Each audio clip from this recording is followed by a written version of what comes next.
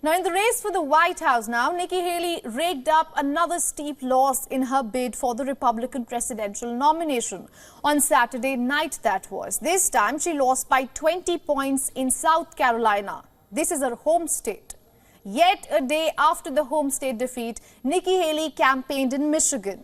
And that will see the crucial Republican presidential primary on 27th of February and 2nd of March.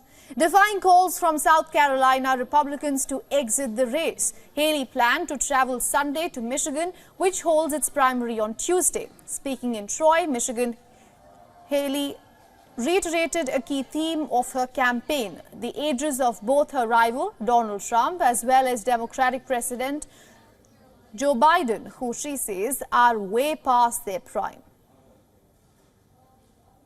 70% of Americans have said they don't want Donald Trump or Joe Biden in this next election.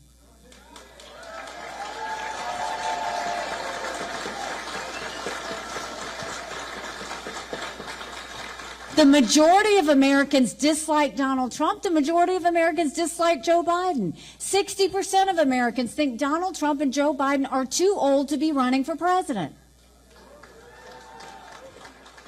Do we really want to have a country in disarray in a world on fire and have our two candidates be in their 80s? Moreover, despite Haley's loss in the South Carolina primary, she insists that it's not the end of the story. Although with Sunday, support ended for Haley's campaign from the Americans for Prosperity, the political arm of the powerful Koch network. The network, backed by billionaire Charles Koch, is pausing its financial support for Nikki Haley. AFP Action said that it will endorse Haley for president. But now its support will only come in the form of words, not cash.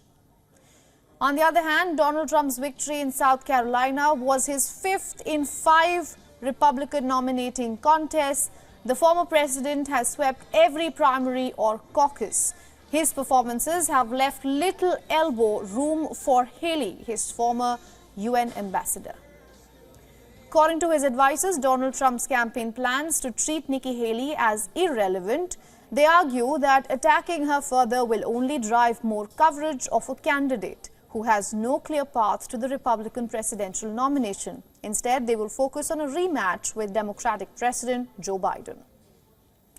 For her part, Haley defiantly vowed to press on to Super Tuesday, that is on March 5th, when voters in 15 states and 1 U.S. territory will deliver 1/3 of delegates to the Republican National Convention, and that will choose a nominee in July.